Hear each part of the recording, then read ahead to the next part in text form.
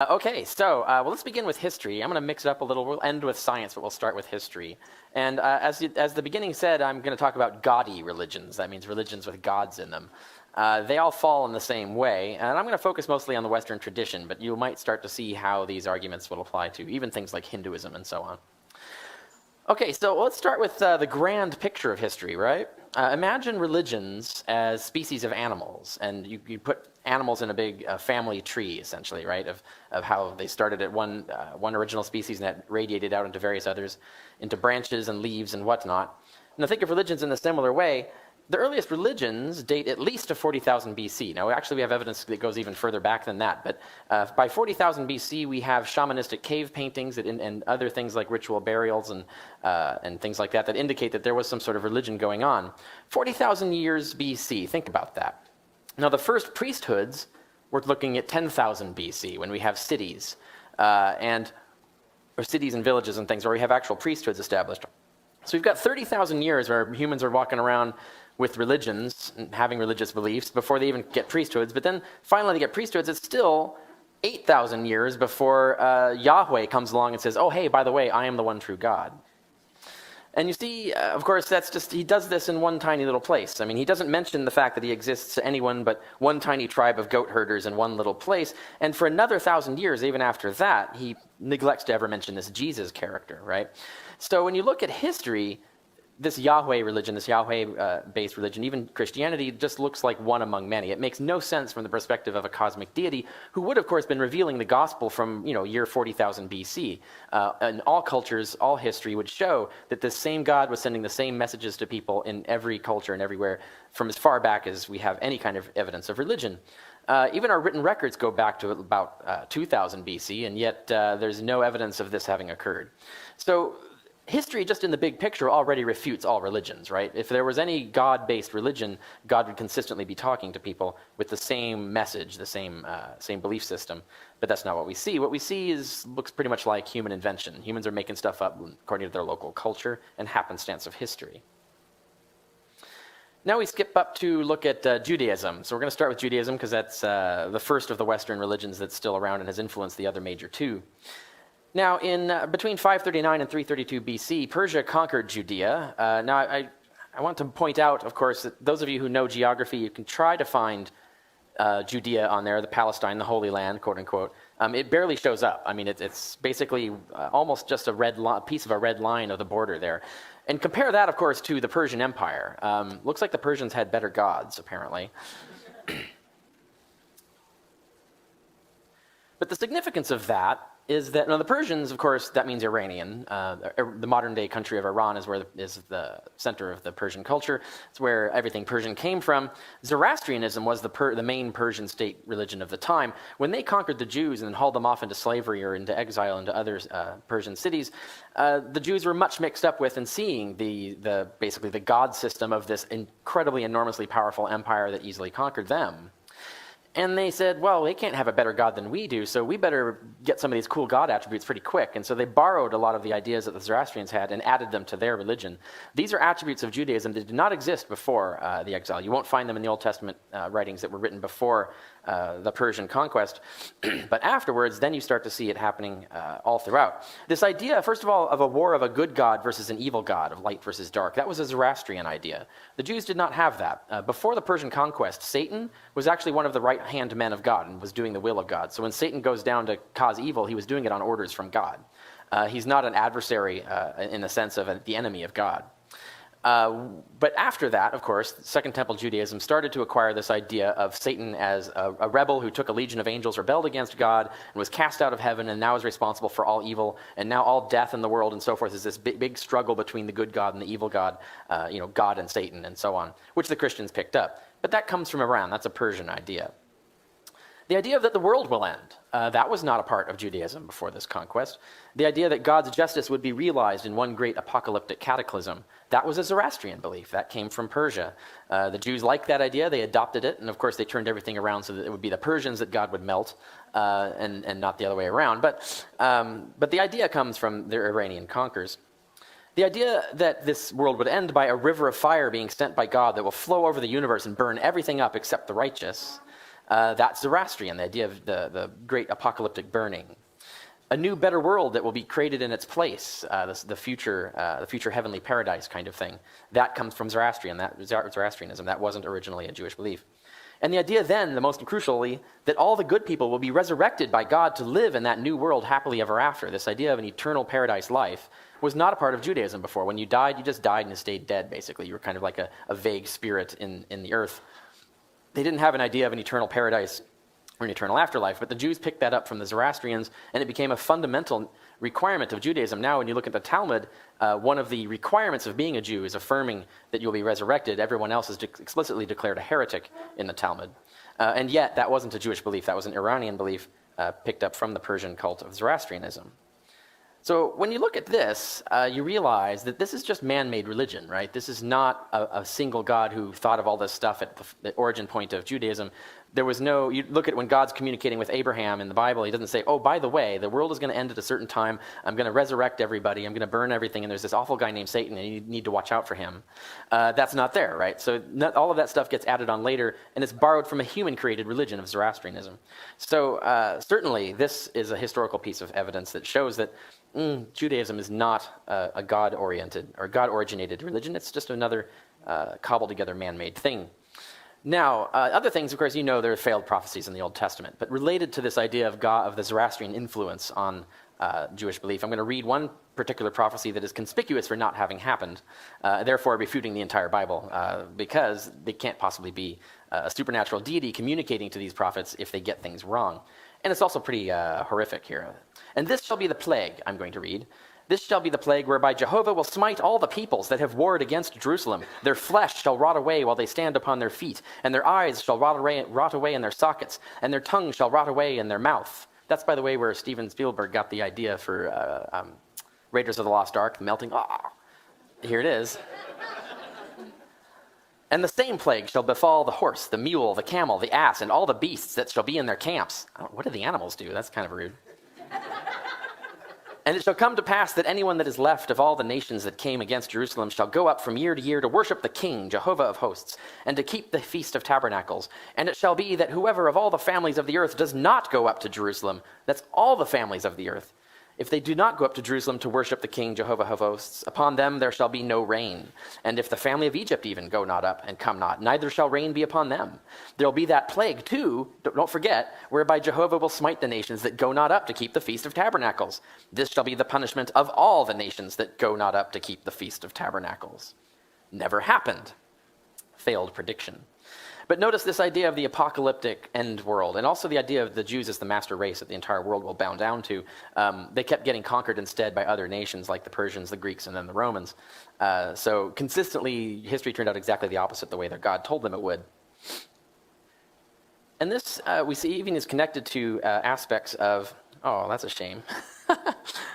This is not coming through correctly. Well, I can't read the passage. The passage is hidden back behind there, and this isn't playing. Oh, I wonder if I can make it play. Let's see if this... No, I don't want to try it yet.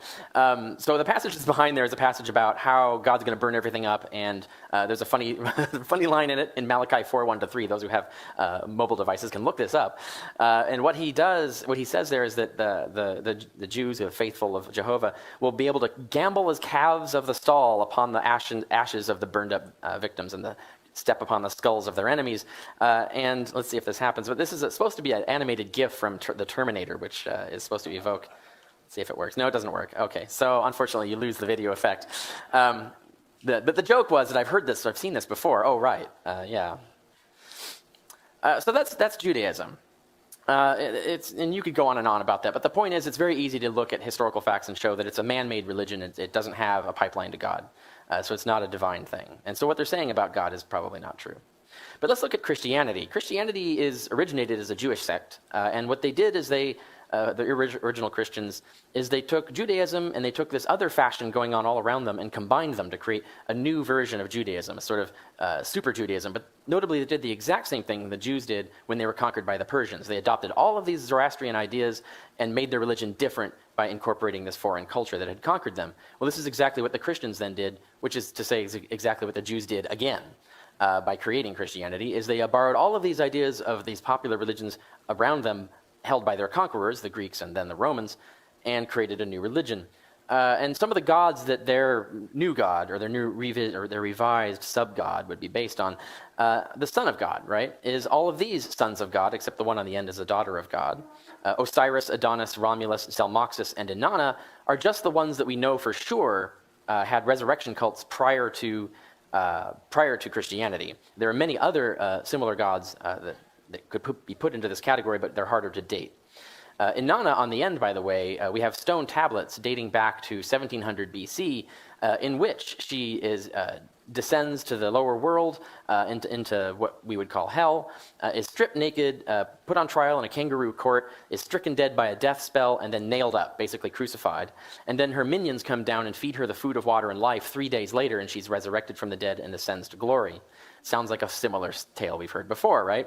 But it gets repeated again and again and again in all these other gods, each time transformed. All of these stories of all of these gods are completely different from each other, but have the same similar structure behind them.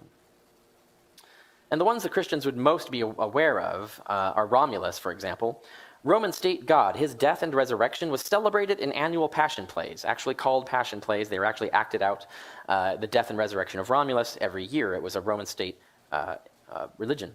Osiris, Egyptian god, those baptized, yes, baptized, into his death and resurrection are saved in the afterlife. Sound familiar? Zalmoxis is a Thracian, possibly Celtic god. His death and resurrection assures followers of eternal life as well. Zalmoxis was in Herodotus. Their cult is described in Herodotus, and Herodotus was one of the main school texts that would be used to teach how to write for advanced writers who are writing at the level of the writers we see in the New Testament, who are writing in Greek, which means we can be absolutely certain that the authors of the Gospels read Herodotus, because everybody read Herodotus if you learned how to write Greek that well. And therefore they would know about Zalmoxis. It would not be a coincidence. And of course, Egypt is right next to it, the Holy Land, quote unquote. Therefore, Osiris would be well known to them. And of course, they were conquered by the Romans, so they would be familiar with Roman ceremonies as well. But I want to caution, some of the gods that you hear on the internet and so forth as being dying and rising gods were not, in fact. Mithras is one of the common ones that you'll hear about. He's not a dying and rising god, but he does undergo a passion. There is a passion of Mithras in which he undergoes some sort of suffering or struggle through which he acquires victory over death, which he then shares with his followers who are baptized in his name. So there is the similarity is still there, it's just structured differently.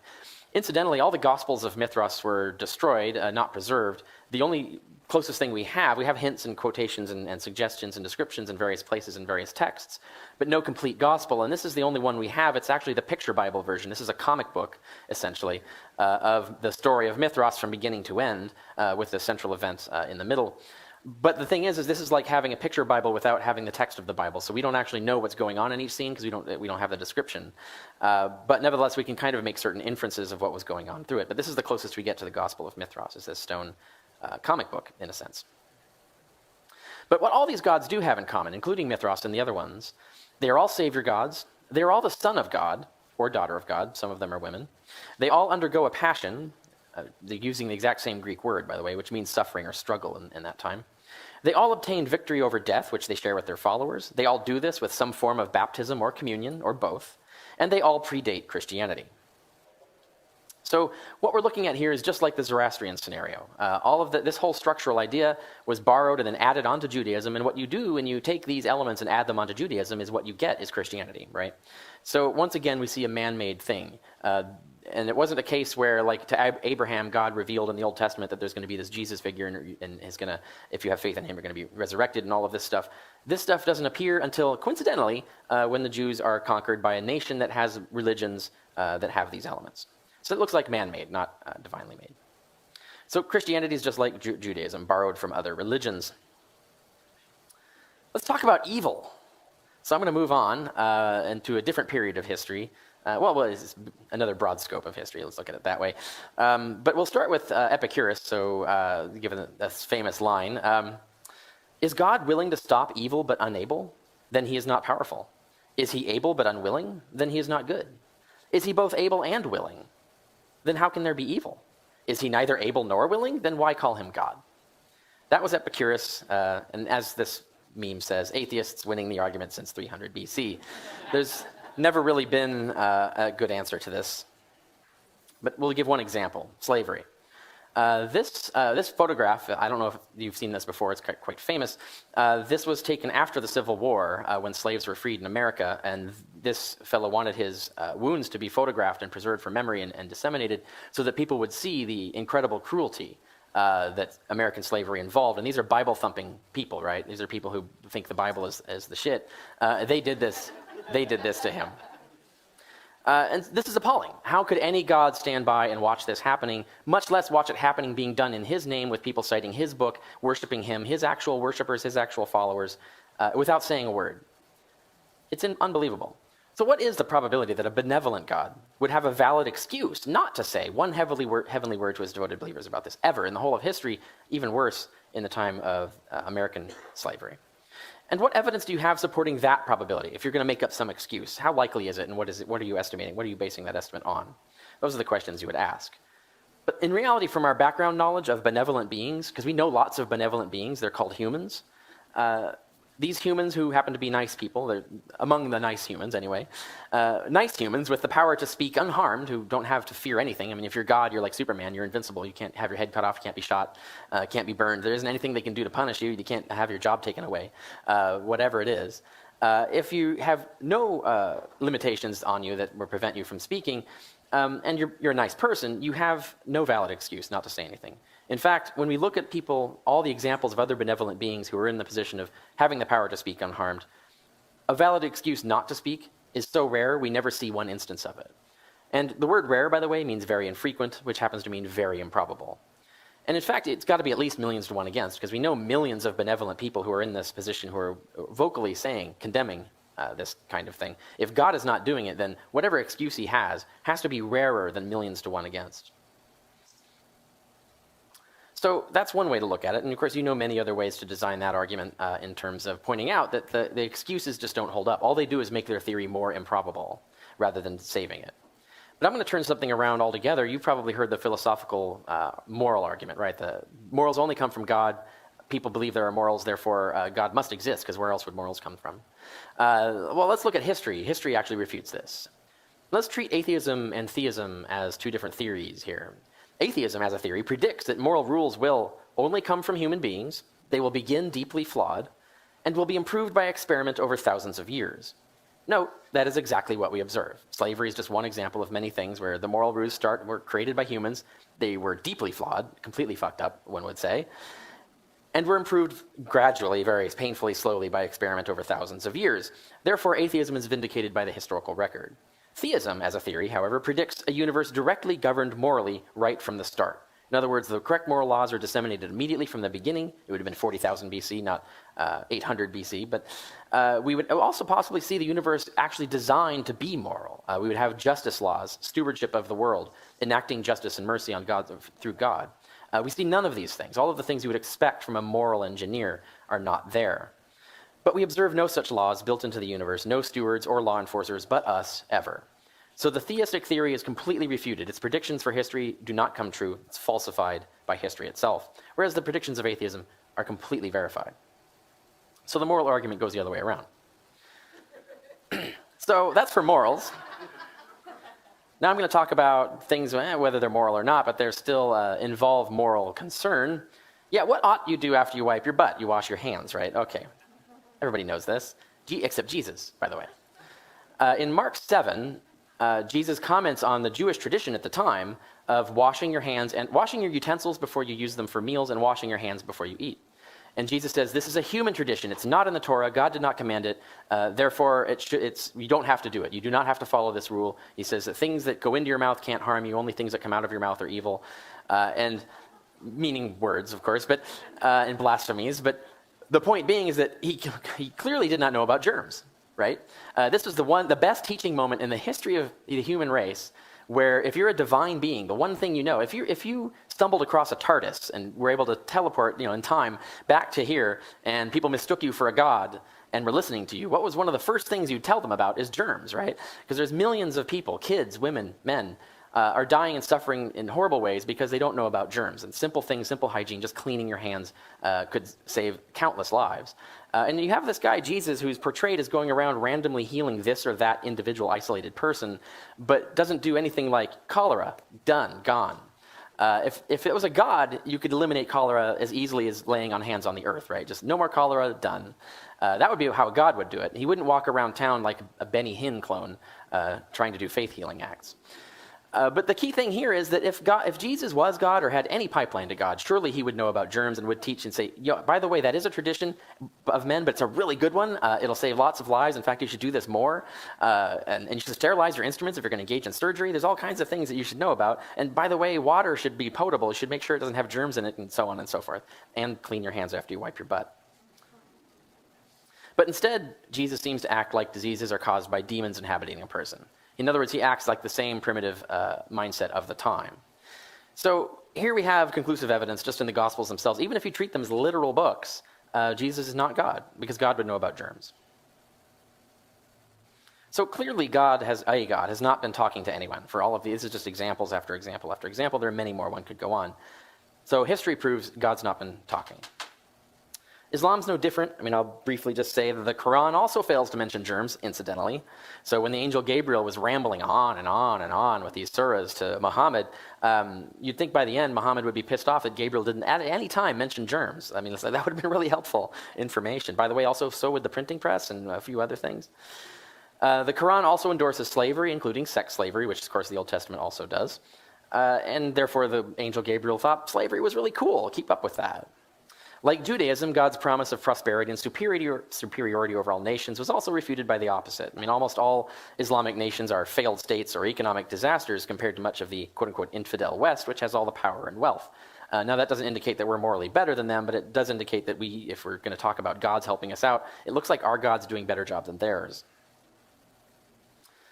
But I want to point out that all of these religions are the same religion. In fact, Christianity and Islam are just Jewish sects. They're all just different sects of the same one religion. They're all resurrection cults because they all teach basically the same thing and just differ on the details. Judaism says the world will one day be dissolved, the dead will be raised, and the loyal will become immortal. Christianity says the world will be dissolved, the dead will be raised, and the loyal become immortal. Islam says the world will be dissolved, and the dead will be raised, and the loyal become immortal. It's all the same religion. So let's just pick one and analyze it a little more closely. Now, I can't take credit for this, by the way. I'll read it in a moment, but this is a meme that went around on the internet ages ago. Someone else came up with it. They're pretty brilliant because it's spot on.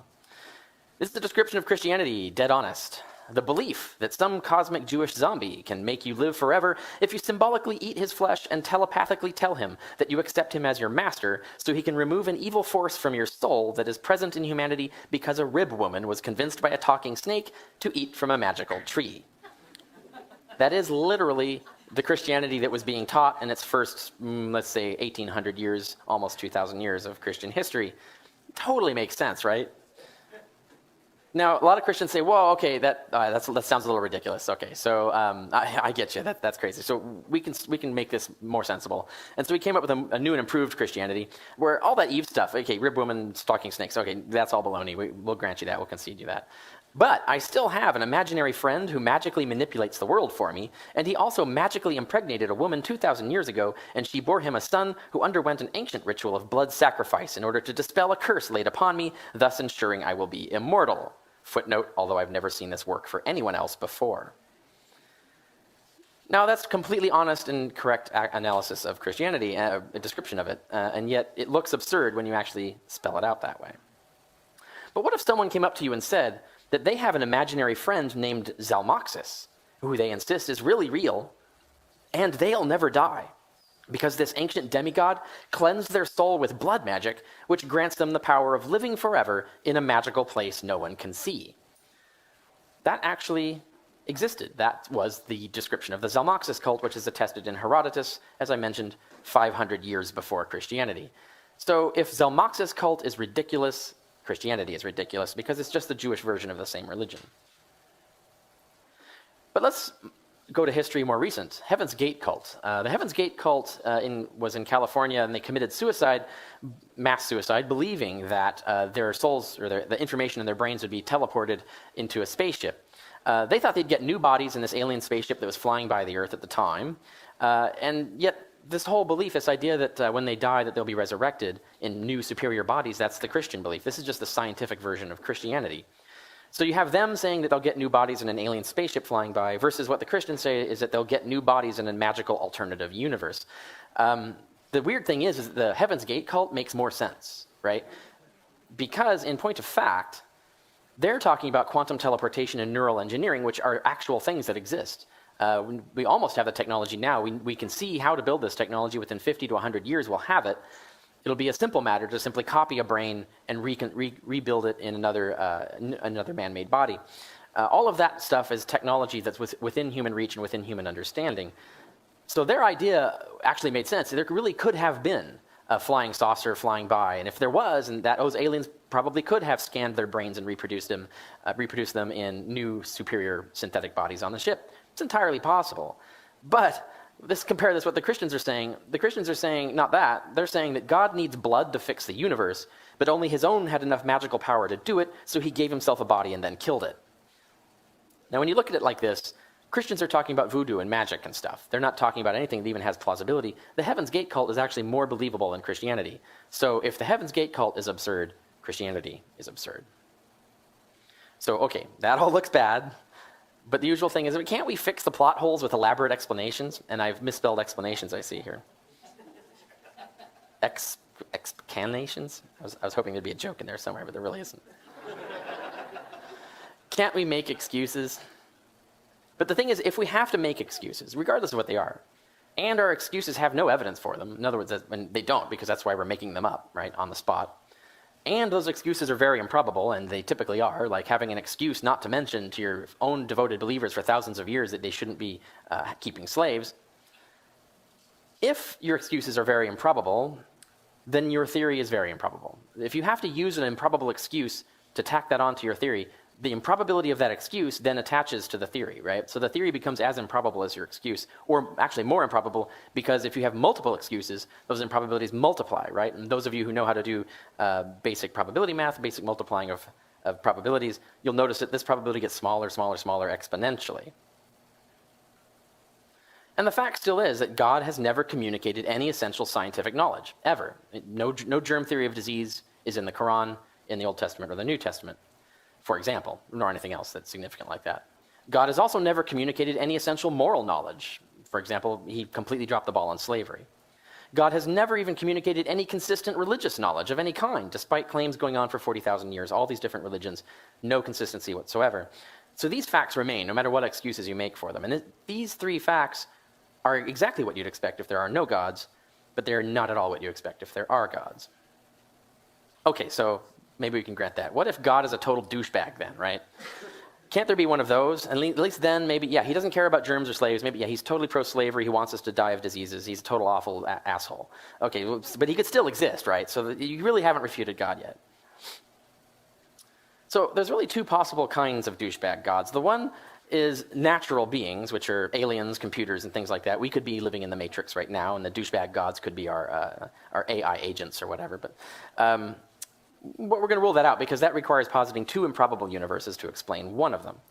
So that leaves us with the other kind of douchebag god, which is the supernatural being, the being that has irreducibly mental powers, a sort of a brainless, bodiless, ghost mind that can just will things into existence. There are two hypotheses then left. The God hypothesis, which is that the universe was designed, by a ghost even, to produce life. The godless hypothesis, that the universe was not designed to produce life. And the first thing you look at is when you compare these two hypotheses is that we've done this comparison before, again and again and again. The explanation of lightning, the explanation of disease. Jesus thought it was demons. It actually turned out to be germs. And on and on and on. We have constant millions and millions of examples of where supernatural explanations were proffered and they turned out to be false, and natural explanations turned out to be true instead. Now, when you have a horse that wins every single one of a million races, and you have another horse that loses every single one of a million races, and they're about to go head-to-head in another race, which horse do you bet on? It's kind of a no-brainer conclusion, right? So even from the start, before I even continue, I could fold this and walk off stage and I'd be done, right? There's no probable basis for believing in any gods, even douchebag gods. But I'm going to go on because it's funny. Now, unfortunately, my animations aren't working, so I'll talk you through this slide. This is the history of life, right? So we've got 2.4 billion years. Life began, and then there were about 2.4 billion years after that, where life was just sitting around evolving as single-celled life. Now, in actual fact, single-celled life is over 6 times more evolved than plants and animals just by time alone, right? Animals have only been around about 0.6 billion years. In other words, 600 million years, whereas single-celled life has been around 3.7 billion years, so about 6 times more. So single-celled life, bacteria, for example, have been evolving 6 times more and longer than we have. So they're actually way more evolved than we are. But in fact, the rate of evolution for single-celled life is actually 500,000 times faster than for multi-celled life like animals, which means that single-celled life is actually many billions of times more evolved than your hand, for example. So single-celled life is badass. Now, that makes a lot of sense in terms of evolutionary theory, but it makes no sense in terms of God. God really likes bacteria. I mean, he spent most of his time working on those suckers, but very little of his time working on us. So what was God doing for the 2.4 billion years fiddling around? And he's got all these single-celled organisms. He doesn't know what to do with them. He can't even figure out that maybe they could work together to do something. And then eventually he comes up with the idea that, you know what, maybe they could congregate together and make more complex entities, like algae. Algae, that's clever. So he creates things like algae where multiple cells can cooperate, but he's still sticking around with those for 1 billion years before he realizes, oh, you know what, maybe I should have these cells differentiate their function so that we can have a more complex animal. Yeah, why didn't I think about that 3.4 billion years ago? Still couldn't figure it out, but eventually did, and he comes up with this differentiation of cells within a multicelled organism about 0.6 billion years ago. But then it takes him 500 million years to figure out apes, just apes, right? So he's tinkering around with mice and bugs and all kinds of this stuff, but no, it takes him a while to go, apes, oh right, maybe I should do something with those. And then even when he gets to apes, it takes him 4 million years more of tinkering before he figures out how to make people. What was he doing for 4 million years? God, these apes are really stupid. Why can't I fix them? They should be smarter than this. Oh, right, maybe I should do something with the brain. I don't know. When you look at this, you realize that this is exactly what we should expect if life is a natural product of random evolution. It would obviously take billions and billions of years for us to evolve. Obviously, single-celled life would have to evolve vastly longer in order to develop the intercellular machinery and complexity to actually start engaging in cooperation. And obviously, once you have cells engaging in cooperation, it would take a very, very long time for them to evolve the sophisticated machinery that would allow them to start differentiating tissues and therefore creating what we recognize as plants and animals. So this is exactly what we expect if there's no God. It makes no freaking sense if there is a God. Even a douchebag God would be more time efficient than this. So what does the godless hypothesis predict? This is what we would expect to see. If we are alive, if we exist, and there is no God, and the universe therefore had to have come about by random chance or whatever, what would we expect to observe? What could we predict about the universe we find ourselves in? The moment we open the door and look outside, what would we see? What we would see is that almost all of the universe will be lethal to life, right? If you pick random universes, you're going to get one that, you know, if it's a universe that's completely hostile to life, obviously that you're never going to be in that universe, right? Because if you're alive, you're not in that universe. So you would never observe that universe. The probability of that being outside when you open the door is 0%. But if the universe is randomly picked from among all the possible universes that could just by chance maybe produce life, then what you're going to see outside that door, if it's not been intelligently designed, is a universe that's almost entirely lethal to life, but life is just a very small, very rare occasional outproduct of it. Now, because we know, in this case, if life is not engineered, if it's not intelligently designed, it has to be an extremely improbable chemical accident. The right chemistry has to come together just the right way. So we know that's a cat. We have to concede that. That's true. If there's no God designing things, there's no designer, that's the only way life could come about. But we also know from probability theory that extremely improbable events almost always occur only in vast spaces and timescales. In other words, if an event is 1 billion to 1 against, but you have 1 billion events, right? So the odds of you having one of those events is actually quite high. So what you would expect to see outside that door is a really enormous number of failed attempts to create life and just one or a few random successes, because that's what you would normally appear to see if there's no design. But that's what we notice, right? This is what we look at. When we look outside that door, what we see is a universe that trudged along for 10 billion years before life began on Earth. We see there are trillions of galaxies, with billions of stars each, and many planets and moons on average per star. And that's just the part of the universe we can see, by the way. The universe is actually predicted to be many times larger than even the part we can see, so that trillions is probably a low estimate, a very low estimate of galaxies. And we notice that single-celled life, like I pointed out, evolved for 2 billion years before multicellular life arose from it. All of these things that we expect to see if life is a product of random chance and not a product of design. We could have predicted that without even knowing it before we looked outside the door. But it gets worse than that. When you look at the universe and map and catalog what's in it, 99.99999% of the universe is a lethal radiation-filled vacuum. Think about that. That's almost the entirety of the universe. It's just a tiny, tiny, tiny little bit that is not a lethal radiation-filled vacuum. So God really, really likes lethal radiation-filled vacuums if he's the designer. But it gets worse than that, because once you erase all of that and let's just focus on the stuff. Okay, there's very little stuff. It's almost all deadly space. But what's left, let's look at that. We just look at the material.